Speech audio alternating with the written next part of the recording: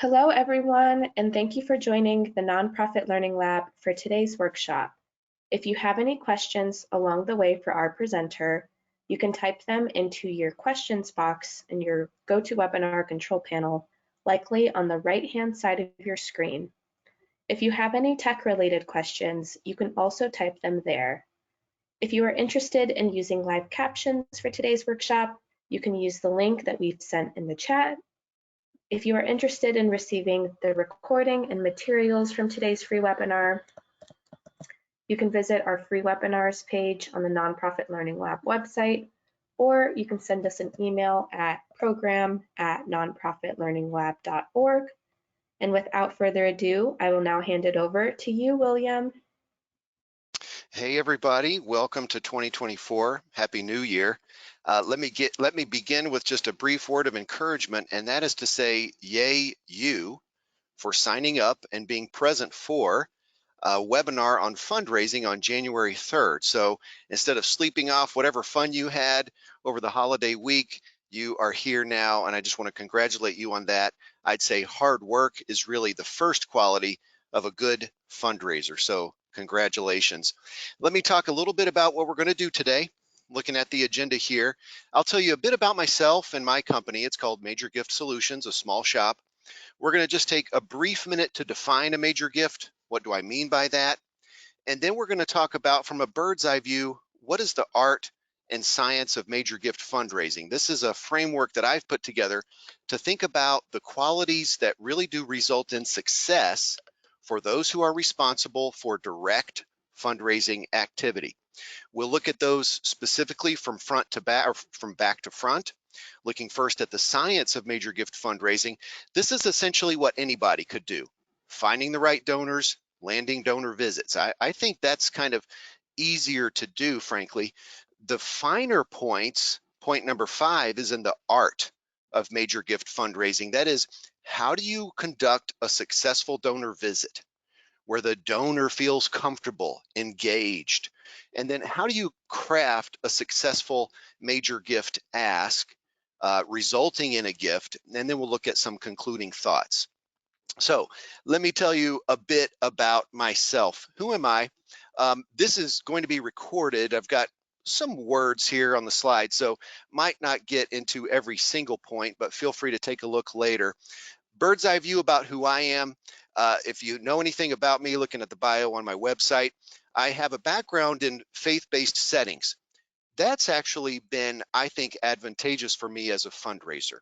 It's allowed me to kind of tap into people's sense of hope, their sense of optimism, their desire to maybe join a movement, and has allowed me to have some success. So for example, closed successfully a $1 million gift via Zoom in 2020. This was for an organization that just had a budget of a little over double that, so that was significant. I pride myself on the fact that I've led my teams in those categories of activity that are under my control. So whether or not I had a portfolio that had a bunch of millionaires in it, I did do my best to land visits, have plenty of phone calls, submit proposals when appropriate, and then when we were talking apples to apples, my portfolio to those of my peers, I consistently raised more dollars, frankly, than many that I worked with. So coming from a place of success, you can see some of these other things that I've put here, turned this into consulting just in the last few years. And in fact, let's talk about that. What is Major Gift Solutions? We're a boutique consulting firm. In fact, I think my colleague David Creech is here in the webinar today. Just a few years old, started this while working full-time as a major gift officer, and then went full-time into consulting, I want to say maybe 18, 20 months ago, something like that. Typically serve nonprofits that are a bit smaller, newer boutique firms, so that happens to be the clients that just kind of gel with us the best. Talking about annual budgets really as low as 300,000, but upwards of maybe in the 7 figures. And we provide a variety of services. You can see those here. I think that really our bread and butter is in that number 3 bullet point under the services we provide, and that's related to direct fundraising. So we essentially become a kind of part-time fundraising shop for nonprofits that might not be able to afford a specialist, especially in major gift fundraising. So let's dive right into the presentation proper, talking about the art and science of this, I would call, most important aspect of general fundraising, that is raising major gifts. And to do that, let's kick it off with a poll. What are your biggest challenges in raising major gifts? And we'll define that in a second, but just off the top of your head, think about your challenges here. I've got 5 for you to choose from. Is it difficult to find time to focus on major gifts? Maybe number 2, you don't know where to start. Maybe you're like so many actual fundraisers and executive directors that I've talked to who say, I don't really like asking for money. Maybe number 4, you're like the characters in Glengarry Glen Ross, the movie back from the 90s. We need more leads. You don't have enough of those. Or maybe it's something else, and I encourage you, if you will, to drop that in the chat. So I think we have about 30 seconds for this poll to be open. I'm curious what your responses will be. I have maybe a gamble of what I think they will be, but I'll give you a minute to respond there, and then we're going to see the results here momentarily. Okay, so here we go. This is interesting. All right, the winner is that you need more major gift leads. I see that number 4. And then with a close second, not knowing where to start. I can feel your pain. Interestingly, okay, number 3 with 11% finding time to focus on major gifts. To be honest, I thought maybe that would be a little bit higher, especially if we've got any CEOs or executive directors in the audience today. And then a few of you actually don't like asking for money, and then maybe we got a few more something else. Okay, that's very helpful as we continue moving forward here in our presentation. And let's talk next about what counts as a major gift. So, looking at the kind of Wikipedia definition, if you will, again, I don't like to get too bogged down in these details of what would maybe count, but let's just talk about it, and you'll see that I focus on a particular aspect of a major gift that will be a theme throughout this presentation. So we could call it a single donation, could also be a multi-year pledge that's in, just call it the top percentage of gifts that are made to your organization. And because it's in that top percentage of gifts, then it warrants individualized attention from fundraising staff. That could be someone like myself who is a direct fundraiser. It could also be those higher levels of your organization, vice president, executive director, etc. So it requires that individual attention. And this is important for hitting your bottom line. Here are just a few samples from actual clients that Major Gift Solutions has served. For a small nonprofit, closing a major gift can really be, in terms of revenue, the single most important activity for your fundraising team. Now, I'm not saying that other pieces of your fundraising strategy are not important, but you want to be carrying out all of those things so that you can land those 7, 6-figure, 5-figure gifts that really will help you raise money to advance your mission. So let's talk about those qualities of a successful major gift fundraiser. Bird's eye view here. I've broken this down into an art of major gift fundraising and a science of major gift fundraising. And this is not necessarily a kind of scientific analysis, but to just get your brain juices flowing here on January 3rd. The artistic side, you're looking for someone, you want to be someone who, when you are with other people, puts them in a position where they will be comfortable making a major gift. That is very important. So, are you disarming? Are you fearless? Are you a good listener? Do you have good timing in your conversations? Are you sensitive? Do you have an emotional intelligence? Are you strong, fortitude to keep going? Are you persistent, positive, and are you enthusiastic? And then on the scientific side of things, do you have that consistency? Are you organized? I've seen so many gifts just stay on the table because people who were really good at this artistic side simply weren't organized. So they're both very important. Do you follow through? Are you a hard worker? Do you have that hustle mentality? And then, do you understand what makes a major gift donor and how to move that donor down the pipeline to make a major gift? So when I think about those qualities of the most successful fundraisers that I've met, they are the ones who can combine both the art and the science of major gift fundraising. If you get that science right, you're going to be able to land visits with the right donors. And if you get that artistic, maybe finer points right, you're going to be able to move from those visits to closing gifts from those donors, making a good ask so that you can do that. So in this scientific side of things, again, we're going to go back to front. It's most important, I think, first of all, to just find the right donors to ask for money. Once you do that, in my experience, the rest can actually be pretty easy. So I want you to think about this. We have a poll right now, but I want you to stay active and think about what qualities does a major gift donor have? What are those qualities that you would look for? Typically, you'll see the experts, if you will, break it down into three categories. Number one, they do have capacity. So that is, they have financial capacity to make a gift to your organization. They're, you would just maybe call them wealthy. You know they have money. It might be in an IRA, it might be in a family foundation or something else, but you know it's there. Now, they also need to have these other two qualities. You can't just look for the Oprah Winfreys and the Bill Gates of the world. You got to look for people who also are generous with their funds and who align well with your organization. I've seen donors who only have one or two of these and it doesn't work. So you're looking for the ones who do actually have all three of these. And let me engage you here again. Now we got a poll. What strategies have you used to find these types of donors? What have you used to find the ones who are generous, aligned, and who actually do have the capacity to make a gift? So think about this. You're in a development committee meeting. You're with your board, you're with your fundraising team. Somebody asks, hey, we got to get those leads, which is actually, that was the top answer in our poll a moment ago.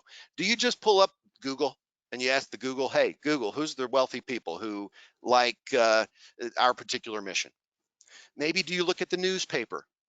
Do you look for public donor lists? Decent idea. A little bit more time required to land in this one. Maybe you're number 4 here and you say, hey, we contracted a grant writer at our organization, so I don't really need to worry about it. Or are you number 5 and you are actually looking at your own database to find those major gift donors? So you got it here.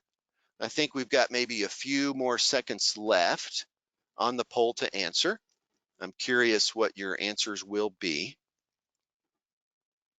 And we'll come back here with some responses. Okay, so we got, oh, interesting. You know what? I thought I was going to trick you guys, but you have figured this out. Okay, so we do have people who are looking for major gift donors from their own database. That is opposed to a tie for number 2 would be good old internet. Public donor lists, I do think you can find some resources there.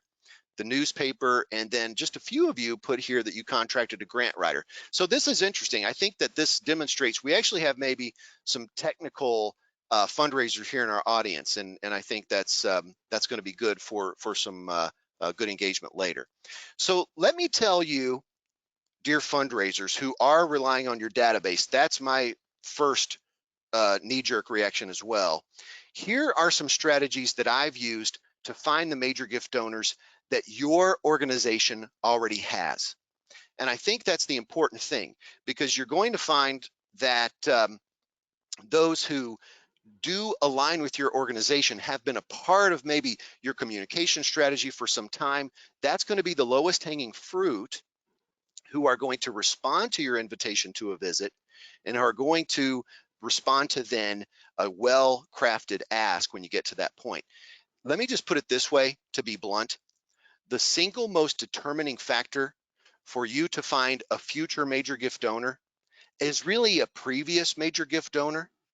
This has been my experience. Sometimes it's actually much easier than one might think to find those people who have supported your organization in the past, but who have not been cultivated well, so that you're able to simply do a kind of minimal amount of cultivation, and someone who was teed up before but nobody on the team had kind of worked with them is able to make a really good gift. So I just use giving to see who those people might be.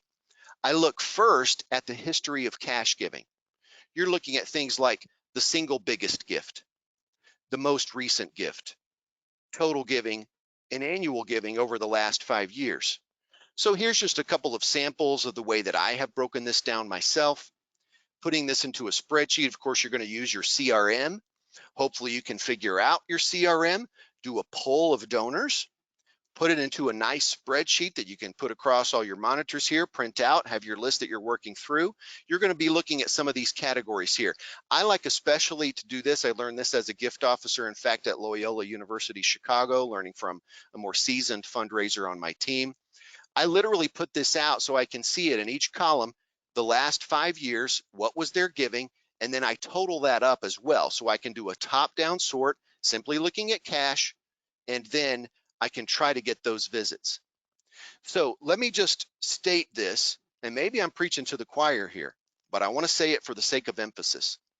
Before you spend time worrying about finding new donors, my encouragement to you is to get to know the donors who already support you, even if they give at lower levels. And there's two reasons for this. One, you're going to learn a lot. You're going to learn about the donors who support your organization. You're also going to learn how they view your organization. You're going to practice your pitch. You're going to practice your ability to present the organization. And maybe while you're learning these valuable lessons, you'll close some gifts in the process. So it's my soapbox here to say, listen, it's vital for everyone on your team to meet directly with the donors who support your organization. So let's take a step back here again and think about this as we move toward the importance of meeting with those donors. Got a poll for you. On average, how many donor visits do you hold each month? I'm thinking, based on the answer to the previous poll, we might have some all-stars here who are participating in this webinar. But let's see, are you on that left side where you're 15 plus each month? Again, this could be in-person coffees as we used to always do them, or nowadays virtual. I count both of those the same. You're going to get a little more maybe brownie points with the in-person visit, but virtual can be very productive. So are you getting 15 plus? Are you in the 10 to 15 range, 5 to 10, 1 to 5? Or maybe, just to be honest, are there any participants here today who would say, you know what, I don't really meet with I don't meet individually with donors, in which case we might need to have a conversation or two if you expect to be successful at fundraising. But I'm curious if anybody would go ahead and admit that. So I think you've got maybe a few more seconds here to answer. And we do have, okay, all right, okay. So we've got maybe opportunity for Bill to give us a little pep talk. It looks like really, and the largest answer is not meeting individually with donors. And then close second is 1 to 5 per month, 5 to 10. We didn't have anybody who's at 15 plus. And let me just say, Major Gift Solutions, the services we provide, visits with donors, that's actually the bread and butter of what we do, trying to fill in some of these gaps. And that's because, in my experience, in my opinion, the single most important thing you can do to raise major gifts is to hold intentional, focused, regular conversations with the donors who already support you. So that's the next slide here. I want you to think about that. I want you to write this down. If you're taking notes, take a minute, jot it down, go back, look at the recording, remember this sentence. The single most important thing you can do to raise major gifts is to meet with donors. We'll just start there. Just meet with them. Send out emails to invite them to a virtual meeting. Take them to coffee. Call them on the phone. Listen, and we'll get into some of those strategies here in a minute, but those do need to be intentional, focused, regular conversations with the donors who already support you. If you're not holding those donor meetings, I'm going to say to you, if I could be honest, it's time to reevaluate your fundraising strategy, because you're not going to raise major gifts if you're not talking to those people who can support you. In fact, let me give you a little wake-up call here. in my experience, even working with donors who already supported our organization, I wasn't going to get a visit, just a visit, unless I made 10 phone calls. And I wasn't going to get a major gift unless I made at least 20 visits, sometimes more. So that means to get one major gift, that single gift that might really propel you into the future, you might need to ask between 100 and 200 people just to say hello to you. Let that sink in for a minute. Here's some tricks for landing those donor visits. Consider using an email drip campaign. You want to make sure you're using all outreach methods. Again, we're trying to get those visits. In my experience, it's good to know secretaries, good to know those administrative assistants, good to know the team members of the decision makers at the businesses, those wealthy people in your community who can schedule visits for you. And make sure you're leaning on your board members, your trustees and volunteers, etc. Again, to try to get those visits. A successful visit request strategy, in fact, will require between 3 and 5 planned emails and 2 to 3 phone calls. So what I'm talking about is, hey, Bill, you're saying I got to meet with donors? Yes, that's what I'm saying. How do I get a meeting with donors? You got to send them an email.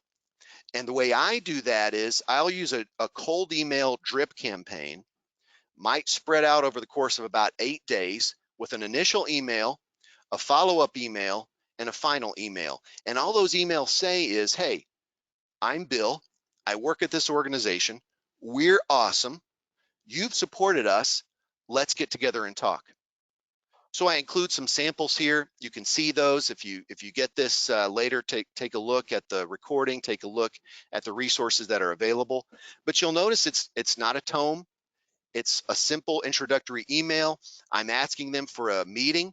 I tell them my availability. I ask them to tell me theirs, and then I will move forward into scheduling that visit with them. Now, my team, we use a third-party vendor. It's called Woodpecker. Maybe you've heard of this. Highly recommend you looking into it. It's affordable.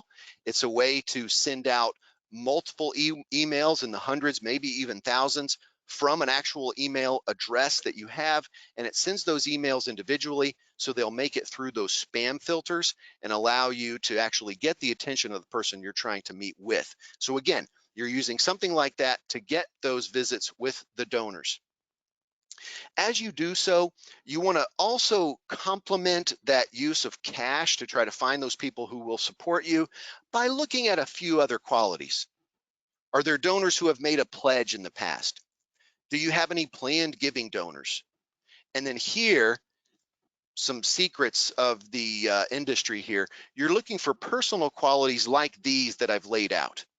You know what, to be really honest, if I could just say this, if I could just say, the older the better, age 80 plus. Donors who have never been married, no kids, they're the ones who might have resources. I'm a father of 4, I don't have any resources. So you're looking for people who will have those resources to support you, some kind of connection to your organization, and a willingness to discuss making a gift to you. You're looking for some of these other indicators as well. I'd encourage you, don't get too lost in the weeds for some of these things. You're looking maybe at people who have given to you from a donor advised fund, gifts of stock, other kind of unique types of gifts from a retirement account, etc. But let me just finalize this portion of the presentation by saying again, if you're not having those visits with people, you're going to have a hard time raising money. And that's the most important thing that you can take out of this presentation, in fact. That means that the single most important activity of a successful, whether it's a major gift officer or anybody who's responsible for fundraising at your organization, is to hold visits with those major gift donors. Okay, so we're about 2/3 of the way through our presentation here. I'm going to fly through some stuff to finish us up. What are the elements of a successful donor visit? This is on the artistic side of fundraising. I break it down into 4 categories. You want to be able to listen. You want to be able to learn. You want to engage those donors, and you need to be able to make an ask for money. You are a fundraiser after all. So let's look at those individually. Your goal in listening should be to help the donor Feel like they are a part of your organization and its mission. That's what I'm talking about. That's that finer side, that emotional intelligence. You want to bring them into the project that you are leading. Ask them to talk to you about that. How did they get to know your organization? Why do they support it? How did they first learn about it? You're going to complement that sort of move of bringing them into the fold, if you will, with learning some things about their giving. So how do they give? Do they write a check? Is it through a retirement account? Do they have stock that they need to get rid of? What tools do they use? Do they have some of those personal factors I was mentioning earlier that are true of a typical major gift donor? Do they give at a certain time in the year? And if they're a part of a family foundation, what's their typical timeline? Does the family meet every December to talk about who they're going to support next year? Is there an application process, etc.? So you're going to learn all of those things. Number 3, in facilitating a successful visit, you're looking to engage them. Engage them in the mission of your organization. Bring them in. Get them excited about what you are doing. Highlight the face of your mission. What people or what animals, what scientific mission are you advancing? Bring them into that emotional connection with what you're doing. To do that, draw from personal experiences that you've had, and then be ready to answer these typical questions. In my experience, I've been asked these so many times. Donors are just looking at your organization from a really high level. So what's the size of your budget? How many staff do you have? And what do you do? What's your unique value add to this particular space? Then, number 4, you don't want to be so shy that you can't ask for money. Let me say it this way. It's rarely wrong, in fact, to engage a donor in a conversation about their giving. Now, that doesn't mean you actually have to ask them for money, but your main job is to raise money so you can advance your mission. And your donors need to see you in that light. They don't simply need to see you as a friend who takes them out to coffee once every year. So here's some ways to transition into that conversation. Ask them permission. Mrs. Smith, would you mind if we talked about your philanthropy? Mrs. Smith, you've been a generous donor for many years. Tell me, why do you give? Mrs. Smith, we've got a few minutes left in our Zoom meeting here. Can I talk to you about your giving? And I found that they will rarely turn you down. So go ahead, cross that threshold, ask permission, go for it. Do not be afraid then to begin to make that ask. And I look at this here from 2 different strategies. You can be direct in your ask after you get that permission to talk about their giving, or you can be indirect. Let's talk first about that Midwest nice strategy, being indirect. Here's some samples, actual asks that I've used in the past to success. So, for example, instead of coming right out and directly saying to Mrs. Smith, will you give us $1 million, Mrs. Smith? No, don't necessarily do that if you need to use this indirect strategy. Instead, blame it on the board. Our board has challenged us to find 40 donors who can make a 5-figure pledge. Mrs. Smith, do you think this is a realistic goal? She may laugh you out of the room. I've had that happen before from a donor who eventually made a 6-figure gift. Maybe you'll say to them, you know what, Mrs. Smith, it's so helpful for our finance team to know the future plans of our donors. Would you be comfortable sharing your plans for the future? Perfect way to open up an opportunity to talk about a pledge. Mrs. Smith, you've given us X dollars each year in the past. Where do you see your giving in the future? So you see, you're engaging them in a conversation about money without putting them really on the defensive. You're bringing them in to this important conversation in an indirect way. Now, on the other hand, sometimes it's appropriate to be direct. Mrs. Smith, you've been a generous donor for many years. Will you partner with us again by making a commitment of $50,000? Mrs. Smith, we're looking for 20 donors who can give us $10,000 a year for the next 3 years. Would you be able to make that pledge? You see how now we're kind of zeroing in. And I think that works. I don't always use this direct strategy. Sometimes I go Midwest nice, sometimes I go indirect, And that allows me to engage the donor in a conversation that I always facilitate so that they will make that major gift. So I'm going to give you some homework here, recovering professor. I want you to draft 3 ways that you could make an ask during your next donor visit. Now, first of all, you got to have a donor visit. Don't forget that. And I want you to be able to do that. So I want you to think about 3 ways you can make an ask during your next visit. And let me just give you a few concluding thoughts. We're almost done. I grew up in the heart of the Bible Belt in Tennessee. In fact, that's where I am now, visiting my family for the holidays. I heard a sermon growing up, a missionary. He said, keep the main thing the main thing. I think it applies in this context. You're a fundraiser. Don't forget that. Every day when you look at your calendar, you need to ask yourself, do the activities on my calendar relate to revenue moments for my organization? Will I be doing activities that will lead to revenue moments for my organization? And again, for me, that's primarily visits held purposefully so you can talk to donors about giving. Keep the main thing the main thing. Don't apologize for your mission. Don't apologize for your role. Money is important, I think you know, for the advancement of your mission. So the thing you are doing to raise money, that is vital to the overall good that you're trying to provide. And don't be afraid to ask, because you know what? You can do it. You can do it. I've got faith in you. Somebody had faith in you to assign you this task, and it's possible. If I can do it, I know you can as well. And I just want to encourage you in that regard. So we finished up. It's 10:31 Central on my computer here. We just made it in. Again, I hope you will take advantage of the recording that will be available. I think you'll be able to access those slides as well if you're registered for this. But let me also encourage you to email me. This is my cell phone number right here. You're welcome to call or text. Love to hear from you. In fact, visit us online, majorgiftsolutions.com. And then my direct email is my Gmail address, last name dot first name. Send me those questions. You can also drop them in the chat right now if you have questions. I will personally respond to those questions, and in fact, love to meet with any of you via Zoom, and we can talk about what your needs are and how I can help you out if necessary. You can also find us on Instagram, Facebook, LinkedIn. We're there as well. Love to hear from you. Again, thanks so much. Great, thank you so much, William. This is the official end to today's workshop.